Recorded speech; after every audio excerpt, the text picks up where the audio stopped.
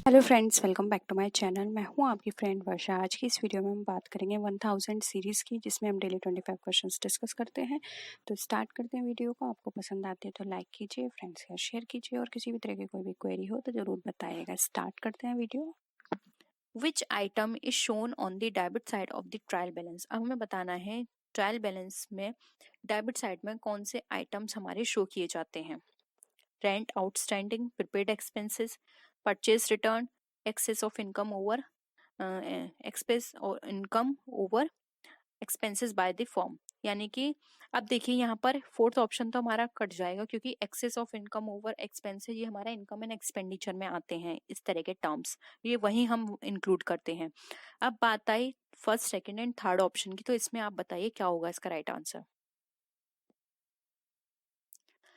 देखिए यहाँ पर इसका जो राइट आंसर होगा वो होगा यहाँ पे option number B, prepaid expenses. जबकि रेंट आउटस्टैंडिंग, परचेस रिटर्न हमारा किसका पार्ट है, क्रेडिट साइड का। यहाँ पे डेबिट साइड पूछा है, इस वजह से हमारा जो राइट आंसर हो जाएगा वो होगा ऑप्शन बी, प्रीपेड एक्सपेंसेस। ठीक है, नेक्स्ट है expenditure incurred by a publisher for acquiring copyrights is a. यानी कि ऐसा एक्सपेंडिचर जो कि पब्लिशर के द्वारा यहाँ पर खर्च किया गया है कॉपीराइट को एक्वायर करने के लिए, तो वो क्या कहलाएगा। Capital expenditure, revenue expenditure, deferred revenue expenditure, या फिर कैपिटल रिसीप्ट। देखिए कैपिटल रिसीप्ट यहाँ पे एक्सपेंडिचर की बात कर रहे हैं, तो ऑप्शन फोर्थ कट गया। हमेशा जब भी आप क्वेश्चन सॉल्व करें तो ये देखिए ऐसा कौन सा ऑप्शन है जो बिल्कुल नहीं होगा। पहले उसको काटने की कोशिश करा करिए, क्योंकि उसके बाद क्या होता है, आंसर निकालना बहुत आसान हो जाता है। बताइए अब क्या होगा इसका आंसर। कॉपीराइट के लिए उसने एक्सपेंडिचर किया है ये सारा। देखिए कॉपीराइट यहाँ पर अगर हम बात करें तो कॉपीराइट के लिए किया है, और कॉपीराइट करने में जो एक्सपेंडिचर किया है इससे उसको बेनिफिट कम मिलेगा, बहुत सालों तक मिलेगा। ऐसा तो नहीं है ना कि अभी उसने एक्सपेंडिचर किया दोबारा करेगा फिर बाद में करेगा, बहुत आगे टाइम तक उसको इसका वो मिलेगा फायदा।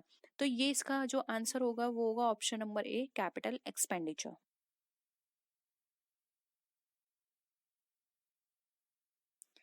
नेक्स्ट है expenditure incurred on research is an example of. अब रिसर्च में किसी भी तरह का एक्सपेंडिचर किया गया है तो वो किसका एग्जाम्पल है।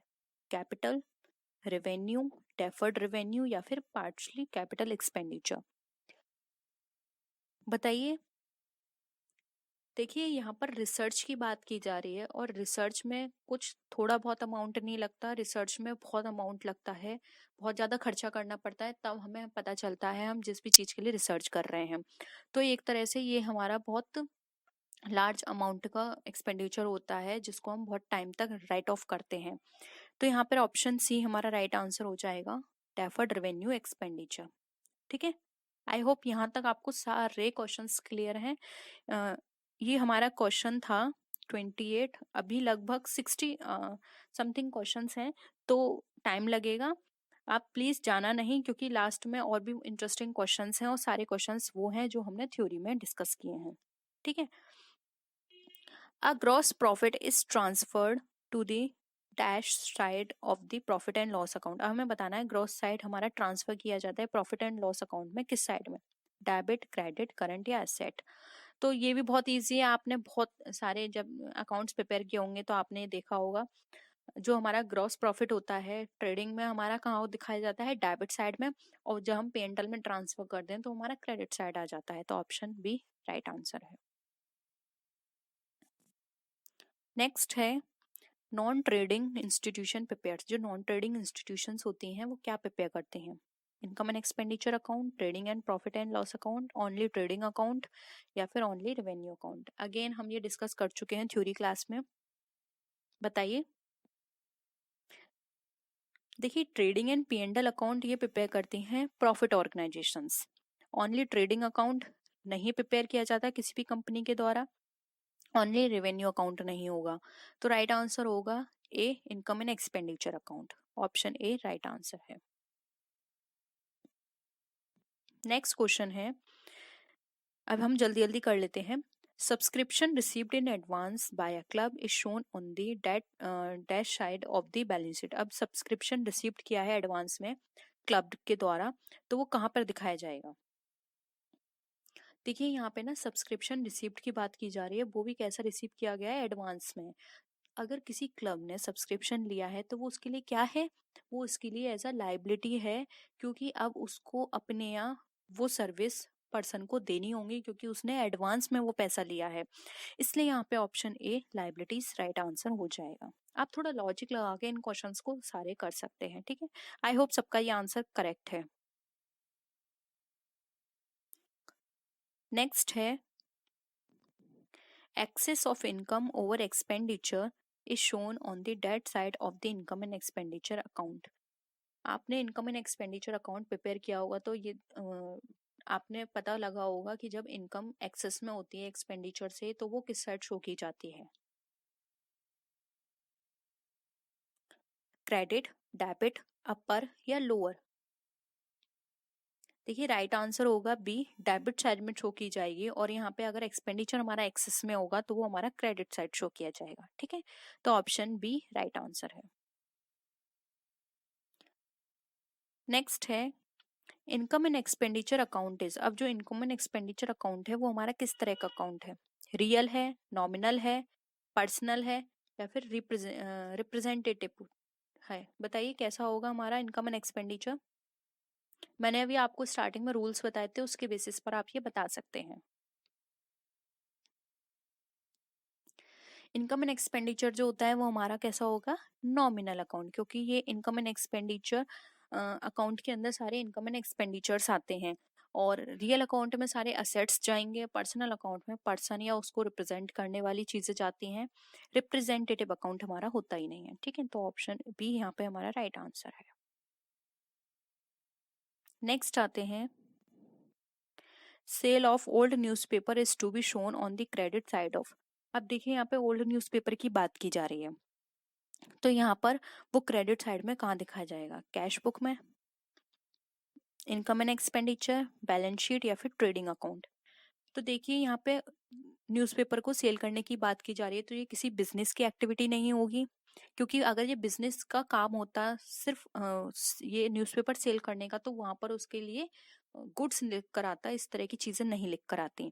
तो देखिए बैलेंस शीट कट गई, ट्रेडिंग कट गई, अब बचा हमारा कैश बुक और इनकम एंड एक्सपेंडिचर अकाउंट। तो इनकम एंड एक्सपेंडिचर अकाउंट भी यहाँ पर नहीं होगा, वो सॉरी कैश बुक यहाँ पर नहीं होगा, ये होगा हमारा income and expenditure account. Income and expenditure account के ये क्रेडिट साइड में शो किया जाएगा, क्योंकि ये उसके लिए क्या है, एक तरह से असेट का काम कर रहा है, इनकम का काम कर रहा है, ठीक है।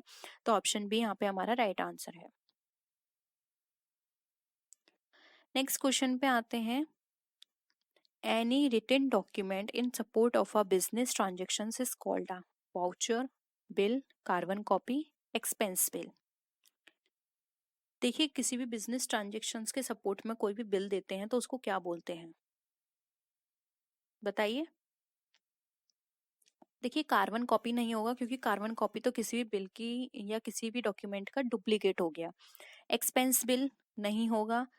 बिल की बात करें तो बिल भी यहाँ पे नहीं होगा, क्यों नहीं होगा, क्योंकि यहाँ पे बिजनेस ट्रांजेक्शन्स की बात की जा रही है, और बिल किसी भी ट्रांजेक्शन में आ सकता है, जरूरी नहीं है वो बिजनेस हो, नॉन बिजनेस में भी आ सकता है। जब हम कोई भी परचेस करते हैं अपनी डेली लाइफ में तो वहां पर हम बिल लेते हैं उसका, ठीक है, तो हम वो बिजनेस नहीं कर रहे हैं, हमारे लिए वो बिल कहलाया जाता है, ठीक है। और वाउचिंग की बात करें तो अगर कोई भी पर्सन किसी चीज का बिजनेस करता है और वहां पर उसको बिल मिलता है तो वो उसका उसके लिए वाउचर होगा, हमारे लिए वो बिल होगा और उसके लिए क्या होगा, वाउचर। तो यहाँ पे ऑप्शन ए वाउचर हमारा राइट आंसर हो जाएगा। नेक्स्ट है, subscription received in advance, again ये रिपीट है, ऐसा क्यों हो रहा है, ठीक है। सब्सक्रिप्शन रिसीव हुआ है एडवांस में, तो ऑप्शन सी राइट आंसर है, लायबिलिटी। नेक्स्ट है, dash is given to promote sales, अब हमारी सेल को प्रमोट करने के लिए क्या दिया जाता है, cash discount, trade discount, quantity discount, या फिर प्राइस डिस्काउंट। अब हम यहाँ पे ऑप्शंस को देख लेते हैं। कैश डिस्काउंट, देखिए कैश डिस्काउंट हमें दिया जाता है जब हम कैश की बात करते हैं कि कोई भी कैश हमें जल्दी से जल्द रिसीव हो जाए, तो वहां पर हम कैश डिस्काउंट देते हैं। क्वांटिटी डिस्काउंट की बात की जाए तो क्वांटिटी डिस्काउंट मोस्टली इतना पॉपुलर नहीं है बिजनेस के अंदर, और क्वांटिटी डिस्काउंट यहाँ पर नहीं होगा, क्योंकि यहाँ से हमारी जो सेल है वो प्रमोट नहीं हो रही है। प्राइस डिस्काउंट अगेन हमारा कैश डिस्काउंट का पार्ट है, तो ये दोनों कट गए हमारे, एंड कैश डिस्काउंट कट गया, बचा हमारा ट्रेड डिस्काउंट। तो ट्रेड डिस्काउंट दिया जाता है हमारा जो हमारी सेल होती है उसको प्रमोट करने के लिए। तो ऑप्शन यहाँ पर जो होगा हमारा बी राइट आंसर हो जाएगा। नेक्स्ट आते हैं, dash allowed to encourage early cash payment. Again अभी अभी मैंने आपको समझाया है कैश, ट्रेड, क्वांटिटी या प्राइस, तो इसका राइट आंसर हो जाएगा कैश डिस्काउंट। कैश को के पेमेंट को जल्दी से रिसीव करने के लिए हम कैश डिस्काउंट प्रोवाइड करते हैं कस्टमर्स को। नेक्स्ट है, the primary function of accounting is to. The अब प्राइमरी फंक्शन क्या है अकाउंटिंग का, हमें ये बताना है। Record economic data, provide the information basis for action, classifying and recording business transactions, या फिर अटेन नॉन इकोनॉमिक गोल्स। तो आप ये याद रखिए यहाँ पे प्राइमरी फंक्शन की बात की जा रही है। तो बताइए आपके अकॉर्डिंग क्या होगा इसका राइट आंसर। प्राइमरी फंक्शंस मैंने आपके साथ डिस्कस किए हुए हैं। देखिए प्राइमरी फंक्शंस की यहाँ पे बात करें तो राइट आंसर होगा यहाँ पे ऑप्शन नंबर सी, क्लासिफाई करना, रिकॉर्ड करना बिजनेस ट्रांजेक्शन, ये अकाउंटिंग का सबसे पहला काम है। इसके बाद फर्दर काम आते हैं जैसे कि लेजे उसको समराइज करना, उसको एनालाइज करना, कम्युनिकेट करना, ये अदर फंक्शंस हैं। ठीक है, तो ऑप्शन सी यहाँ पे हमारा क्या हो जाएगा राइट आंसर। नेक्स्ट आते हैं, the basic function of financial accounting is to record all business transactions, interpret the financial data, assist the management in performing functions effectively, information to management। बताइए, तीन ही है इसके ऑप्शंस, क्या होगा इसका राइट आंसर। आपको फाइनेंशियल अकाउंटिंग का बताना है। तो देखिए फाइनेंशियल अकाउंटिंग के बेसिक प्रिंसिपल की हमें बात करें तो इसमें सारी चीज़ें ऐसी हैं जो कि फर्दर आएंगी, पहले तो हमें उनको रिकॉर्ड करना है। तो यहाँ पर रिकॉर्ड ऑल बिजनेस ट्रांजेक्शन हमारा फर्स्ट है, उसके बाद हम उसको वही क्लासिफाई करेंगे, ठीक है, समराइज करेंगे, तब इंटरप्रेट करेंगे। ठीक है, तो ऑप्शन ए राइट है। नेक्स्ट है, the convention of conservatism applicable. कहाँ पर होता है हमारा convention of conservatism. In providing for discount on creditors, in making provision for bad and doubtful dates, in making provision for depreciation, या फिर in making provision for contingencies. बताइए, conventions की यहाँ पे बात की जा रही है। देखिए कन्वेंशन ऑफ कंजर्वेटिज्म के अंदर हमारे जितने भी लॉस होते हैं उनको ध्यान में रख के ये चीज़ की जाती है। यहाँ पर हमारे जितने भी प्रॉफिट्स होते हैं इनको इग्नोर किया जाता है। ठीक है, तो उनके लिए प्रोविजंस बनाए जाते हैं जितने भी हमारे लॉस हैं। तो यहाँ पर इस के अकॉर्डिंग हमारा जो राइट आंसर होगा वो होगा B, in making provisions for bad and doubtful debts. यहाँ पर हमारा ए ऑप्शन नहीं होगा क्योंकि यहाँ पर डिस्काउंट की बात कर रहे हैं, यहाँ प्रोविजन बात कर रहे हैं डेप्रिसिएशन के लिए, और यहाँ पर बात कर रहे हैं कंटिजेंसी की। यहाँ पर ऑप्शन होगा हमारा जो भी हमारे बैड डेट्स होते हैं जो कि हो भी सकते हैं, अभी हमें नहीं पता, तो उनके लिए प्रोविजंस बना के रखा जाता है हमारा कन्वेंशंस ऑफ कन्वेंटिज्म में। ठीक है, तो ऑप्शन बी राइट है। नेक्स्ट है, ledger is a book of original entry, final entry, all cash entry, या फिर ऑल क्रेडिट एंट्री। अब लेजर जो है वो किस तरह की बुक है बताइए। देखिए यहाँ पर अगर हम लेजर की बात करें तो लेजर के अंदर फाइनल एंट्री होती है, इसके बाद तो हमारे अकाउंट्स प्रिपेयर किए जाते हैं, हमारे स्टेटमेंट प्रिपेयर किए जाते हैं। तो यहाँ पर ऑप्शन बी राइट आंसर हो जाएगा, फाइनल एंट्री। ओरिजिनल एंट्री हमारी जर्नल में होती है। ऑल कैश एंट्री नहीं, हम कैश बुक की बात नहीं कर रहे। ऑल क्रेडिट एंट्री नहीं, हम किसी पर्टिकुलर अकाउंट की बात नहीं कर रहे, जैसे कि परचेज अकाउंट क्रेडिट एंट्री होती है उसमें। ठीक है, तो यहाँ पर ऑप्शन बी हमारा राइट आंसर हो जाए। नेक्स्ट क्वेश्चन आता है हमारा, the private property of a partner should be use to. अब ये जो प्राइवेट प्रॉपर्टी होती है हमारे पार्टनर की, वो हमारी किस तरह से उसका उपयोग होना चाहिए। Pay his private debt first, if there is any surplus it can be use to pay firm's liability, both A and B, या फिर नन ऑफ दी अबव। तो देखिए यहाँ पर प्राइवेट प्रॉपर्टी की बात की जा रही है, तो उसके प्राइवेट डेट से हम पार्टनरशिप को कोई लेना देना नहीं है।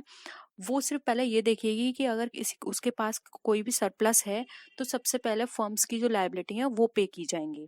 अब प्राइवेट उसके डेट हैं, उससे वो निपटे, फर्म को उससे कोई लेना देना नहीं है। हम यहाँ पे फर्म के रेफरेंस में, पार्टनरशिप के रेफरेंस में बात कर रहे हैं, तो अगर कोई सरप्लस उसके पास होगा तो वहाँ पे फर्म के जो भी डेट्स हैं वो पे किए जाएंगे। तो ऑप्शन बी जो है वो हमारा राइट आंसर हो जाएगा। ठीक है, नेक्स्ट है,